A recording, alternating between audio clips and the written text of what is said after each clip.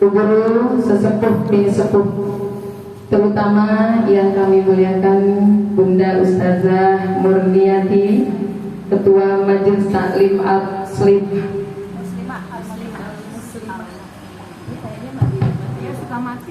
Yang kabel aja, Bu.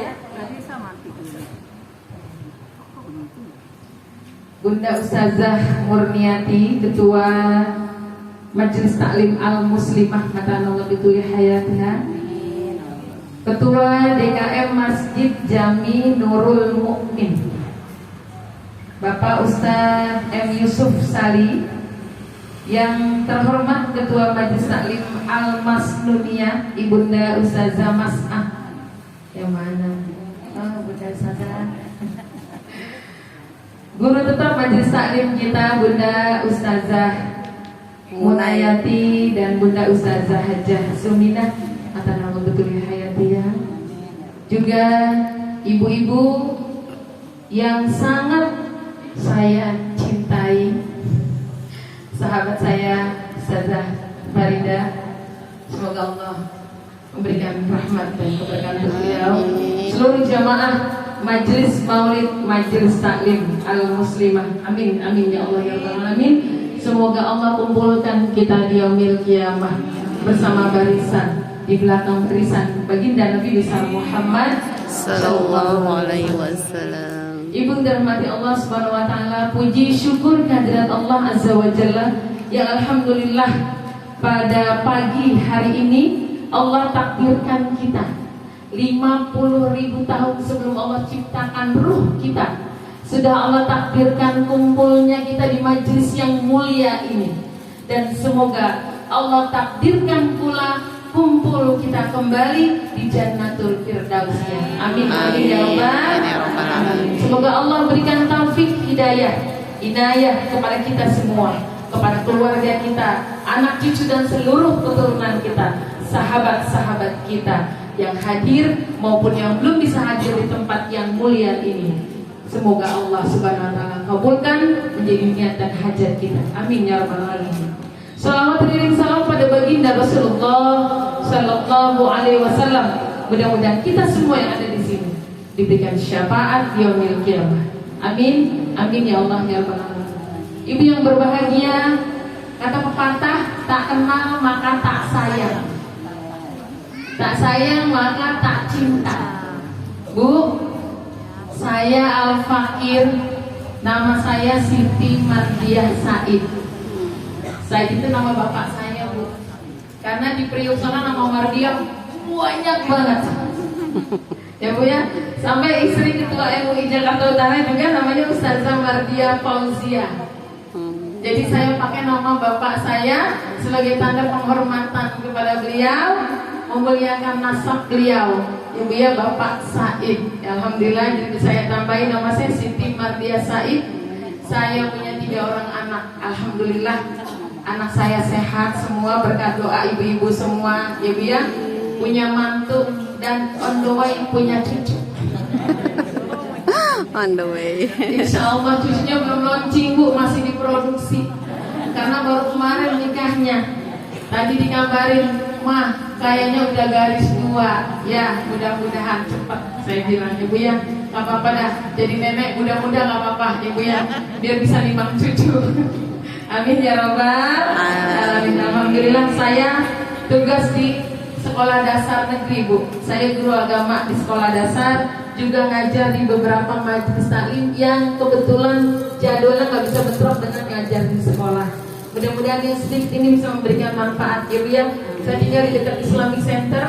Kalau ada ibu-ibu lagi kebetulan di Islamic ada acara, boleh mampir, boleh bawa teman, tapi jangan banyak-banyak. Nanti takut nggak muat rumahnya.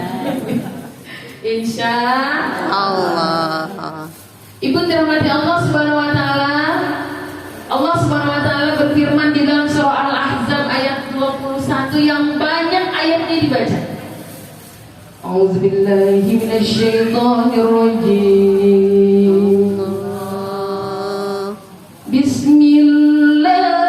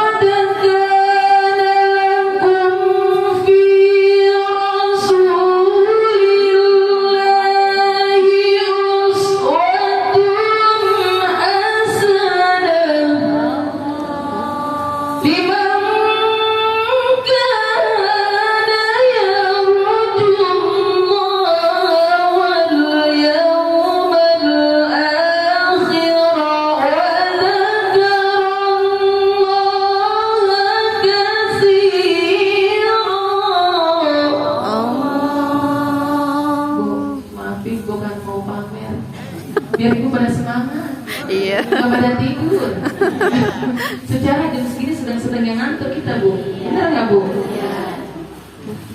Allah berfirman ini udah jelas banget di surat Al-Ahzab ayat 21. Kata Allah, laqad kana lakum fi Rasulillahi uswatun hasanah. Bu, teladan kita cuma satu. Nabi besar Muhammad Sallallahu alaihi wasallam. Sungguh telah pada ada di Rasulullah itu teladan yang baik, terbaik, termulia di atas muka bumi ini, Bu. Liman kana yarjullah wal yaumal akhir, barang siapa yang ikutin teladannya Nabi, Allah bahagiain di akhirat. Ini enggak semua orang mau ngikutin. Kata Allah, silahkan mau ngikutin, boleh. Enggak ngikutin juga boleh. Terserah padamu. Ya, Bu ya. Ini Allah kasih dua opsi buat kita. Ngikutin boleh, enggak ngikutin boleh. Kata Allah tadi, limakana yarjullah wal yaumal akhir. Yang ngikutin Nabi, yang suka sama Nabi, nanti di akhirat wazanullah katsira. Allah bahagiain hatinya. Kamu sama baginda Nabi. Ini hari ini saya mau kasih sedikit, sama-sama belajar sama ibu-ibu. Teladan kita. Rasulullah tiap hari itu menjadi suri teladan buat kita. Kita pakai tiap hari di keseharian kita, Bu. Salah satunya Rasulullah itu pemaaf luar biasa. Rasulullah Shallallahu Alaihi Wasallam, Bu, pernah diundang makan. Nih, kita diundang makan nih, kayak kita nih, Saudara Murni undang saya makan. Saudara undang saya makan. Ini mah contoh, bukan kode, bukan contoh. Rasulullah diundang makan, dibawa nih para sahabatnya. Udah selesai acara, tiba-tiba udah mau makan nih. Ini sahabat ibu, sahabat Nabi nih. Kalau Rasulullah belum makan duluan, mereka nggak akan makan. Kita kudunya gitu. Kalau guru kita belum nyendok duluan, kita jangan nyendok duluan. Ya, Bu, kenapa? Adab. Ini kadang-kadang, ini mah kadang-kadang nih, kadang-kadang di majelis nih, di majelis ada kuah depan gurunya, ada kuah depan gurunya. Ini mohon atuh, tarik piringnya hati-hati. Habis dari kuah depan gurunya, Bu. Ya Allah ya Rob, ini banyak kejadian. Maulid Nabi, saking pengennya kue dimasukin ke dalam tas, risol. Udah seminggu Lupa. pengajian lagi nih, dia bawa itu tas, dibawa apaan ya? Dibuka risol udah mulek. Bu, adab itu menyelamatkan. Jadi para sahabat Nabi, dia nggak mau nyentuh makanan kalau Nabi belum ngambil. Jadi zaman Rasulullah tuh nggak ada sejarahnya Rasulullah kondangan kehabisan rendang. Nggak ada sejarahnya Nabi kita Muhammad SAW kondangan rendangan tinggal kelas. Nggak ada sejarahnya. Kenapa? Para sahabat memuliakan Nabi. Ini kita contoh nih, Bu. Kita kalau guru kita belum makan, guru kita belum nyentuh duluan, jangan disentuh. Adab kita kepada guru. Para sahabat nih, sebelum Rasulullah menyentuh makanan tersebut, Rasulullah bilang, irfa'aidiakum, jangan sentuh makanan dulu, jangan diapa-apain dulu. Kenapa ya Rasulullah? Baru saja makanan tadi ngobrol sama saya, ngomong sama saya, ya Rasul, jangan sentuh saya ya Rasul. Kata Rasulullah, kenapa saya nggak boleh nyentuh? Bu, bagi-baginya tak aja ya. Iya. Saya nggak konsentrasi. Kalau di depan saya ada yang bagi-bagi makanan, saya nggak konsentrasi. Saya cuma minta waktu hanya 30 menit, ya, biar ustazah kita kebagian ngomong juga. Ya. Bu, Rasulullah Shallallahu Alaihi Wasallam ngomong nih sama makanan. Ya Rasul, jangan sentuh saya. Kenapa Kenapa? Aku nggak boleh nyentuhmu. Ya Rasulullah, tadi aku sudah dibubuhi racun. Aku sudah dibubuhi racun. Racun ini akan membunuhmu dan para sahabatmu. Ya Allah ya Rabb. Rasulullah langsung bilang, para sahabatku sekalian, dia punya rumah dipanggil. Yuk, saya mau tanya Pak. Ini makanan udah dikasih racun? Oh enggak ya Rasul. Enggak kok, beneran ini enggak dikasih racun. Saya barusan dikasih tahu sama makanan. Bu, para nabi Allah kita, para nabi-nabinya Allah dikasih mujizat oleh Allah, bisa berbicara dengan apapun. Sama seperti Nabi Sulaiman alaihi salam. Nabi Sulaiman bisa ngomong sama semut. Rasulullah dengan apapun bisa bicara. Ya Bu ya, itu kehebatan para nabi Allah kita, mujizat yang Allah berikan kepada para Rasulullah SAW. Apa kata yang punya rumah? Ya Rasul, bukan saya yang masak, orang belakang yang masak. Coba dipanggil yang masaknya. Dipanggil Bu, yang masaknya perempuan tua, orang Yahudi. Dipanggil, ditanya langsung. Bu, benar ibu yang masak masakan ini, yang buat dihadiahkan kepada saya? Betul ya Rasulullah. Betul kalau makanan ini sudah dikasih racun? Betul ya Rasulullah. Cepat ngakunya, jadi nggak bertele-tele. Ya Bu ya, apa dia bilang? Sengaja saya kasih racun. Kenapa kamu kasih racun? Punya dendam apa kamu sama saya? Dia bilang apa? Saya adalah wanita Yahudi yang merunut kepada kitab saya. Dia bilang bahwa jika benar engkau adalah seorang nabi dan rasul utusan Allah, maka engkau tidak akan pernah bisa mati memakan racun saya. Dan ternyata terbukti engkau tidak memakan racun saya, karena ternyata Tuhanmu telah memberitahumu lewat makanan yang sudah saya masak. Ya Allah. Rasulullah bilang apa? Wahai para sahabat, silakan. Ini perempuan mau diapain? Kalau saya sudah memaafkan hak saya sudah memaafkan perempuan tersebut untuk tidak diapa-apain. Tapi para sahabat, silakan. Kalian bebas, mau maafin boleh, mau ngeluarin pedang dibunuh pun boleh. Karena niatnya membunuh. Rasulullah segitunya mau maafin orang yang udah mau membunuh beliau. Kalau kita kondisi kayak gitu gimana Bu? Ada orang menyelakain kita, ketahuan. Oh udah, BAP langsung. Anak kita diomelin gurunya di sekolah, BAP. Anak kita ditentang dikit sama guru ngaji, BAP. Hebat, benar semua serba BAP sekarang. Alih-alih apa? HAM, hak asasi manusia. Padahal lagi dididik sama gurunya, lagi diajarin sama gurunya. Kita zaman dulu ya Bu, diomelin dikit sama guru, ngadu sama kita ditambahin. Mak, tadi dipukul sama guru nih begini nih. Emang kenapa tinggal dipukul? Bisa pukul. Lagian lu kagak dipotong bukunya. Buat apa sih yang gua, dia bilang. Kita dulu ditambahin sama mak kita. Mak sekarang, mak muda sekarang, anak dibentak nggak sholat, gurunya diomelin, didatengin, dilaporin. Ya Allah ya Rabbi, nih pelajaran buat kita. Makanya keberkahan ilmu sekarang udah beda Bu. Beda sama kita dulu, orang tua kita ngedidik kita Bu. Kenapa?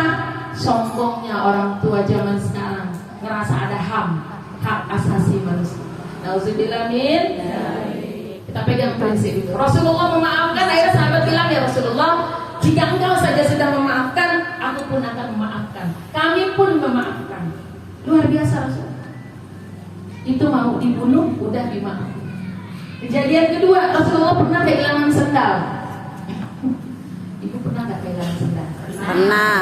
Haji, pakai sendal, baru Pulang nyeker. Kita mau pulang, sendalnya hilang. Tapi kadang-kadang kita mah bukan kehilangan sendal, lupa pakai sendal yang mana ya tadi. Soalnya dari rumah sendalnya banyak. Bajunya merah, sendalnya merah. Baju hitam, sendalnya hitam. Harus matching. Mau pulang bingung, sendal gue mana ya? Yang ini kali, bukan, sendal baru, lupa. Rasulullah punya kehilangan sendal Bu, sendal atu-atunya. Ya Bu, yang kita tahu Rasulullah itu luar biasa. Keadaannya luar biasa. Kalau ada zaman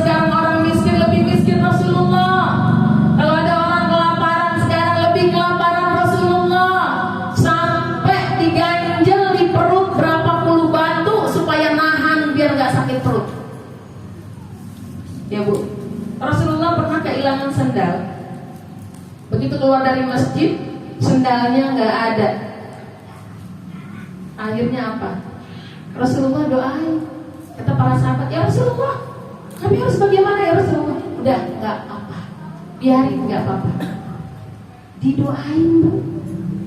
Kata Rasulullah, ya Allah, jika yang mengambil sendalku adalah orang yang nggak punya sendal, jika yang mengambil sendalku adalah orang susah yang benar-benar nggak punya sendal, jadikanlah ya Allah sendalku berkah berada di kakinya, awet dipakai ngaji, awet dipakai sholat, awet dipakai ibadah. Tapi ya Allah, jika yang ngambil sendalku adalah orang yang punya sendal,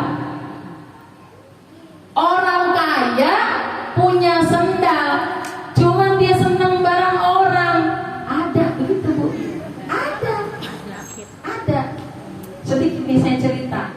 Ada orang, itu orang berlebih hartanya, uangnya banyak, tapi kalau lihat milik orang demen aja, pengen milikin aja, padahal dia mampu beli. Tapi karena dia punya penyakit, namanya penyakit kleptomania, senang sama barang orang. Dan dia punya satu kepuasan kalau barang itu udah diambil, cuman pengen diambil doang, nggak dia pakai, ngambil doang. Ada model orang kayak begitu, cuma sekarang juga banyak. Ya Bu ya, banyak. Apa yang terjadi? Rasulullah berdoa, seandainya yang ngambil sendal saya itu adalah orang yang berpunya, bukan orang susah, cuma karena dia senang sama sendal saya, ya Allah, jadikanlah ini adalah kejahatan yang terakhir untuknya. Dan saksikan wahai para sahabat, bahwa saya sudah memaafkan dia. Ya Allah, Bu, nih hati kayak nyes banget. Segitu hebatnya Rasulullah memaafkan. Maka wajar ketika Allah Subhanahu wa taala mengatakan, wa innaka la'ala khuluqin azim. Sungguh Rasulullah, engkau adalah yang termulia, akhlakmu di atas kemuliaan. Ya Allah, kita mungkin belum mampu seperti Rasulullah, tapi kita usahain setapak demi setapak mata kita. Jadikan mata seperti matanya Rasulullah, selalu memandang kebaikan kepada orang lain. Ya Allah, jadikan lisan kami seperti lisannya baginda Nabi besar Muhammad sallallahu alaihi wasallam yang selalu berkata baik dan memaafkan orang lain. Kita berdoa sama-sama, setapak demi setapak, langkah kaki kita setapak demi setapak, hati kita mohon kepada Allah Subhanahu wa taala supaya hati kita seperti hatinya Nabi besar Muhammad sallallahu alaihi wasallam. Mungkin kalau posisinya kita yang kehilangan sendal, kita doain, mudah-mudahan tuh orang yang ambil sendal gue pincang. Ya Allah. Ya Allah, baru kehilangan sendal harga 35.000, Doain orang di TikTok udah pincang. itu di diskon pula, nggak pakai ongkir. Orang cuman pakai sendal dia bentaran, hilang sama Allah, diuji hilang, doanya udah selamit. Nauzubillah min Zalik. Jangan sampai kita gitu. Kalau udah hilang tuh barang dari dalam diri kita, ya Allah, belum rezeki saya, udah ajalnya dia udah gak jadi milik saya. Kemarin kehilangan 25 juta, ya Allah, bukan rezeki saya. Allah bilang nanti diganti di akhirat. Ada orang gak bayar-bayar utang, ikhlasin aja. Celengan kita, Bu, barangkali ada amal kita yang kurang, entar di akhirat Allah mau tambahin lewat yang tadi. Kalau kita kehilangan uang, ikhlasin. Bukan itu hilang, Bu, Allah yang takdirin. Itu bukan milik kita di dunia, tapi Allah mau kasih nanti di akhirat buat kita tambahan amal semua kebaikan kita, yang mungkin sholat kita belum cukup, sedekah kita belum cukup, atau ada hak orang lain yang belum kita keluarin. Bu, saya cerita sedikit. Saya tahun 2025 kena penyakit kista.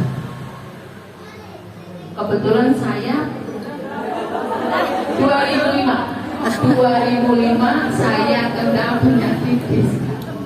Salah dikit aja dong.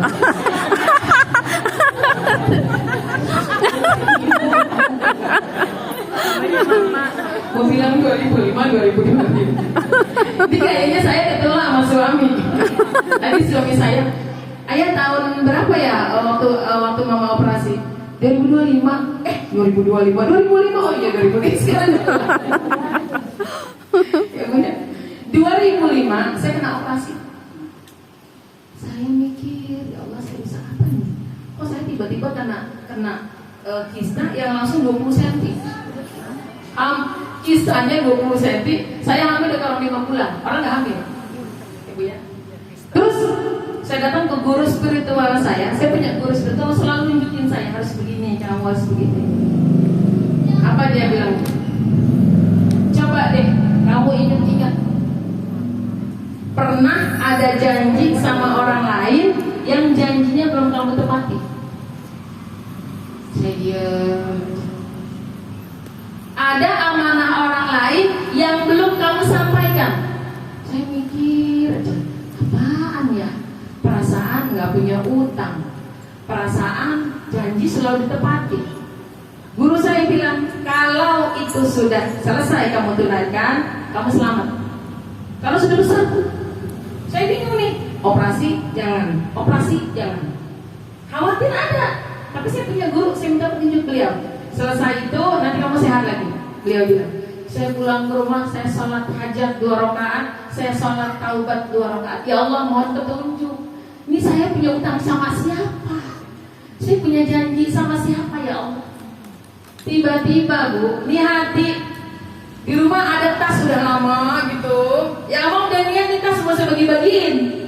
Saya bagi-bagiin tas nih yang dari jamaah pada ngasih. Ini udah masih layak pakai dibagiin. Ini hati tiba-tiba coba cek tuh tas. Hati nyuruh cek tas. Saya bukain waktu saya nyari apa ini? Coba saya cek doang. Ya Allah Bu, petunjuk Allah Bu. Ada uang amal Bu. Itu uang amal segepok. Saya pikir itu uang amal, ternyata itu uang arisan umroh yang harusnya diberikan kepada guru saya. Jadi orang itu nitipin ke saya lagi jalan naik motor, berhenti itu diberhentiin, saja nitip ya, nitipin sama ustazah ini, saya titipin. Oh iya Bu, pulang ke rumah lupa, ganti tas lupa. Sudah 2 tahun lamanya tuh duit ada di situ. Dan orang itu nggak ngomong sama saya. Mungkin nggak enak sama ustazah, udahlah ikhlasin aja. Tapi Allah tegur saya. Sebelum tas itu saya berikan kepada yang lain. Coba kalau udah dikasih sama orang lain tas, itu duitnya kan ke bawah. Kalau jamaah yang dikasihnya jujur, kalau kagak, selamat udah.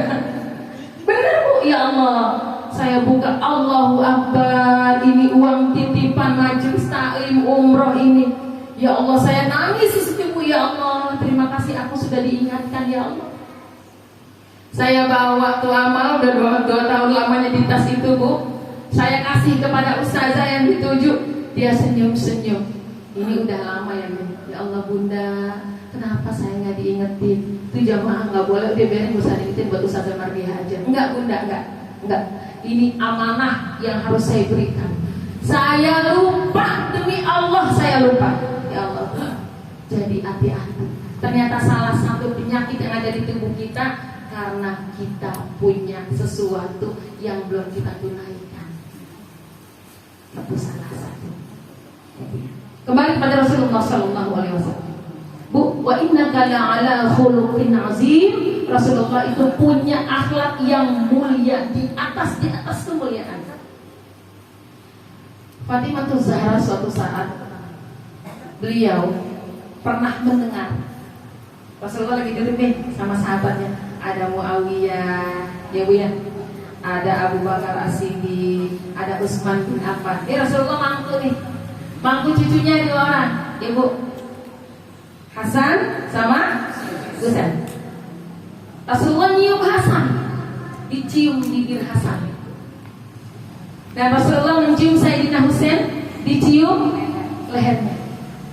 Apa yang terjadi Bu? Ini sahabat bingung Rasulullah. Ya Rasulullah, kok nyium cucu beda-beda sih? Sahabat tuh kayak ibu kritis, kayak tadi saya salah nyebut tahu.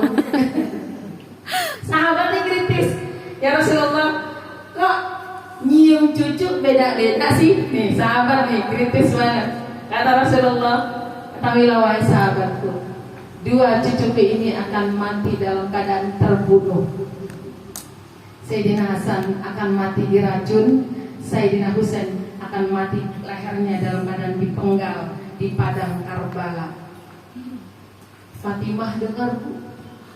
Ya Allah, ibu mana yang sanggup dengar masa depan anaknya dalam keadaan seperti itu? Nggak akan sanggup, Bu. Kita aja nggak akan pernah sanggup kalau seandainya kita ada di posisi Sayyidatina Fatimah Zahra. Lalu Fatimah datangin Rasulullah, ya Rasulullah, aku mendengar engkau berfatwa, aku mendengar engkau mengatakan seperti itu di depan para sahabat. Ya Rasulullah, aku tahu engkau adalah kekasih Allah, sampaikan kepada Allah ya Rasulullah, tolong jangan sampai itu terjadi. Aku tidak akan pernah sanggup ya Rasul menyaksikan anak-anakku terbunuh oleh orang lain. Rasulullah saking sayangnya sama kita ngomongnya apa Bu? Wahai anakku Fatimah, maafkan aku. Aku tidak bisa mendoakan kedua cucuku, karena satu doaku akan kuberikan untuk umatku, satu doaku akan aku berikan untuk umatku agar selamat dari api neraka. Maafkan aku wahai Fatimah. Ya Allah Bu, nggak akan sanggup kalau kita ada di posisi ini. Maka Fatimah mengatakan, ya Rasulullah, aku tidak akan sanggup. Rasulullah mengatakan, wahai Fatimah, engkau adalah orang pertama yang akan wafat setelah kematianku. Jadi Fatimah nggak bakal bisa lihat anak yang meninggal dalam keadaan seperti itu. Kembali ke Sayyidina Hasan.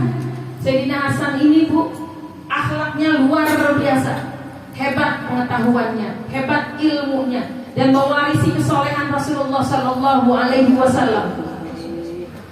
Sayyidina Hasan dibenci banget nih sama raja di Madinah, sama gubernur Madinah nih. Kalau ada Sayyidina Hasan tuh gerah hawanya, benci banget sama Sayyidina Hasan. Saking bencinya dia mau ngebunuh, tapi dia nggak berdaya. Kalau ngebunuh secara langsung, pasti umat Islam akan marah. Maka apa yang terjadi Bu? Dia utus 1 orang, dia bikin sayembara. Siapa yang bisa ngebunuh Sayyidina Hasan, maka dia akan dapat segunung emas. Ini perintahnya. Ada 1 orang, ini orang susah banget hidupnya. Dia ngacungin tangan, saya siap membunuh Sayyidina Hasan. Diam-diam sayembara ditutup, dia masuk melamar jadi pembantunya Sayyidina Hasan. Dia ngurusin makan tiap hari, dia layanin Sayyidina Hasan tiap hari, dia siapin kopinya setiap hari.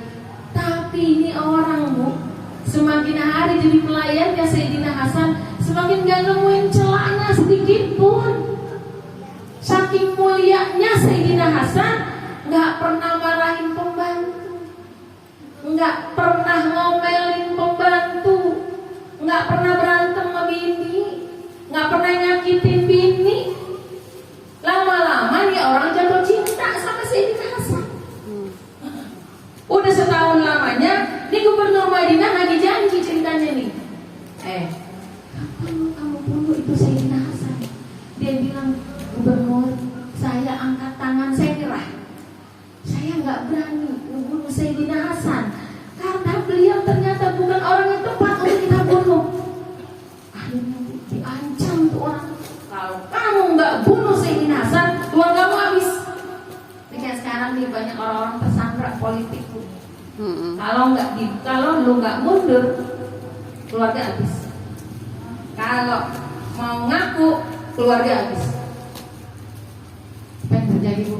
Ya Allah ya Rabbi, dengan berat hati karena dia diancam oleh gubernur Madinah, maka pagi-pagi Sayyidina Hasan lagi ngopi, Bu, disiapin kopinya, ditaruhin sianida, ditaruhin racun.